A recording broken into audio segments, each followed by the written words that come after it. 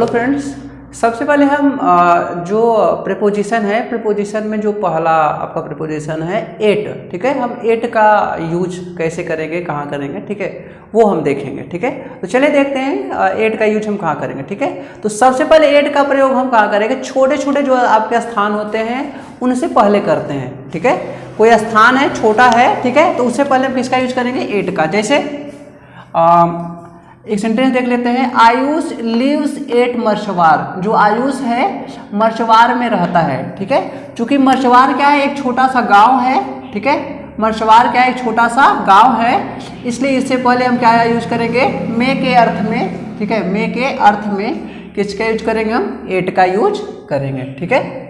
अगला सेंटेंस देख लेते हैं, my sister in law lives at Darbhanga, ठीक है। तो मतलब मेरी साली दरभंगा में रहती है। तो दरभंगा मान लेते शहर है जो छोटा सा है, ठीक है। तो यहाँ जो मे है, मे के अर्थ में हमने क्या यूज किया, एट का यूज किया, ठीक है। तो छोटे छोटे स्थान में के पहले किसका यूज करेंगे, एट, ठीक है। अगला क्या है, एट का प्रयोग हम किसी की कीमत, ठीक है, कोई सामान उसकी कीमत, दर और चाल की जो रेट, चाल की जो दर उससे अभिव्यक्त करने वाले शब्दों से पहले यूज करेंगे, ठीक है। जैसे सरसों का तेल 120 रुपये प्रति लीटर बिकता है, तो यहाँ हम क्या बता रहे हैं, उसकी कीमत बता रहे हैं या तो रेट बता रहे हैं, ठीक है। तो जो क्या लिखेंगे, मस्टर्ड ऑयल, ठीक है, प्रेजेंट इंडेफिनिट है तो सेल्स हो गया, ठीक है। किस दर पर बिक रहा है, एट, ठीक है। दर बताने के लिए, कीमत बताने के लिए हम किसे यूज करेंगे, एट। किस रुपए, 120 रुपये पर लीटर, ठीक है, तो अ लीटर, ठीक है।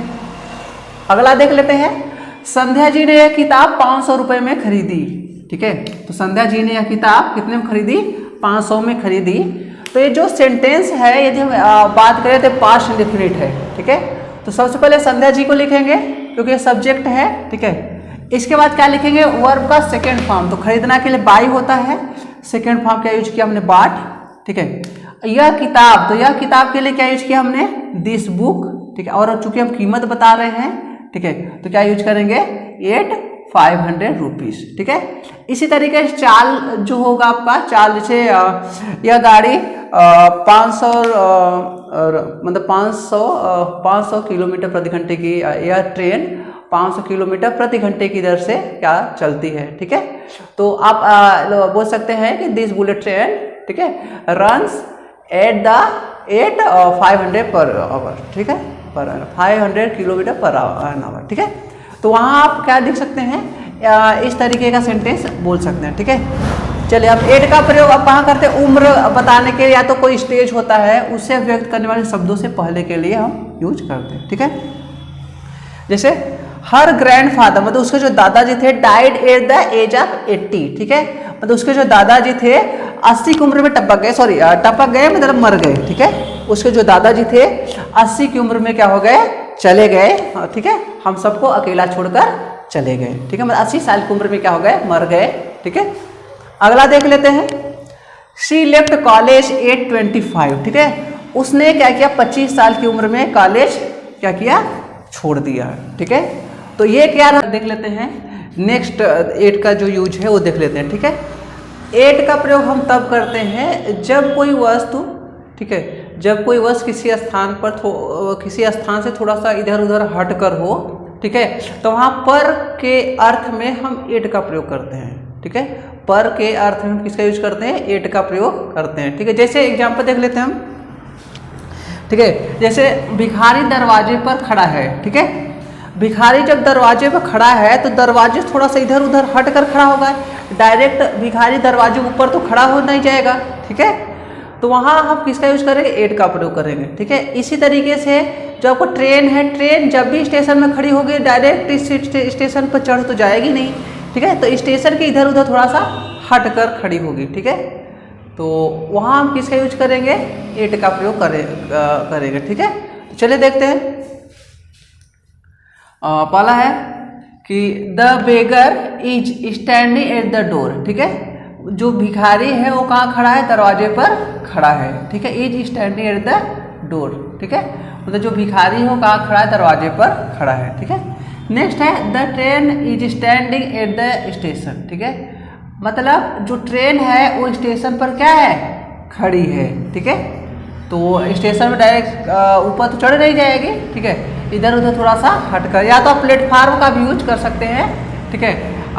यहाँ एट द प्लेटफार्म भी हम यूज कर सकते हैं, ठीक है, एट द प्लेटफार्म भी हम यूज कर सकते हैं, ठीक है। तो प्लेटफॉर्म यदि आप चाहें तो, ठीक है। चलिए, एट का प्रयोग जो समय सूचक शब्द होते हैं उनसे पहले भी होता है। जैसे आपने बोला रात को, तो रात को लेके लिए मिडनाइट, ठीक है। जैसे वह रात को आएगा तो ठीक है, तो he will come at night, ठीक है। दोपहर को तो एट नून, सुबह तड़के सुबह या उषा काल में, ठीक है, सुबह सुबह जो टाइम होता है एकदम, वहाँ एट डॉन, ठीक है। संध्या काल या गोधूली बेला जो शाम का समय होता है, ठीक है, जब प्रकाश आपका हल्का हल्का सा होता है, तो वहाँ किसका यूज करेंगे, एट डस्क, ठीक है, एट डस्क, ठीक है। अगला क्या है, आधी रात को तो एट मिडनाइट, ठीक है। ये जो समय सूचक शब्द है उनसे पहले हम एट का यूज करेंगे, ठीक है। दोपहर को हो गया तो एट आफ्टरनून। अरुणोदय का समय मतलब है सुबह जो होता है, तड़के सुबह एकदम सुबह सुबह, तो वहाँ किसका यूज करेंगे, एट डे ब्रेक, ठीक है। धुंधले प्रकाश में, ठीक है, तो एट ट्विलाइट। तो यहाँ पर हम किसका यूज करेंगे, एट। देख लेते हैं एट का प्रयोग, ठीक है। देखिए, एट का प्रयोग टेम्पररी एक्शन के लिए भी करते हैं। टेम्पररी मतलब कुछ कोई ऐसा काम होता है जो हम हमेशा तो कर रहे नहीं होते हैं, कुछ समय के लिए कर रहे होते हैं, ठीक है। तब वहाँ हम किसका यूज करते हैं, एट का प्रयोग करते हैं। जैसे एग्जाम्पल देख लेते हैं, ही इज एट वर्क, मतलब वह क्या कर रहा है, इस समय काम कर रहा है। इसका मतलब है he is working now, he is working now, ठीक है। मतलब वह क्या कर रहा है, अब काम कर रहा है, ठीक है। तो हमेशा काम करता नहीं रहेगा, कुछ समय बाद क्या हो जाएगा, काम से हट जाएगा, ठीक है। अगला है शी इज एट प्ले, ठीक है। तो हमेशा तो आप खेलती रहेगी नहीं, तो मतलब वह इस समय क्या कर रही है, खेल रही है, ठीक है। मतलब शी इज प्लेइंग नाउ, ठीक है।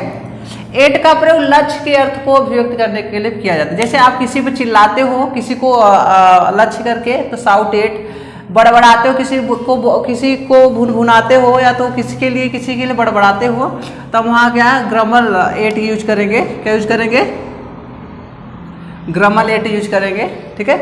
आप किसी पर निशाना साधते हो तो वहाँ शूट एट, ठीक है। किसी पर हंसते हो तो लाफ एट, किसी को चिढ़ाते हो तो मॉक एट, किसी को काटते हो दांत से तो बाइट एट, किसी को बड़े ध्यान से देखते हो, आपकी नज़र हटती नहीं है, ठीक है, तो नज़र नहीं हटती, ठीक है। तो ध्यान से देखने के लिए वहाँ लुक एट का यूज करेंगे, ठीक है। अगला है पैर से किसी को मारते हो तो वहाँ किक एट, किसी पर आप लक्ष्य लगाते हो, ठीक है, तो वहाँ आई एम एट, किसी को देखकर मुस्कुराते हो, स्माइल करते हो, तो वहाँ स्माइल एट, और किसी के ऊपर आप गुर्राते हो, ठीक है, तो वहाँ क्या यूज करेंगे, ग्रोल एट।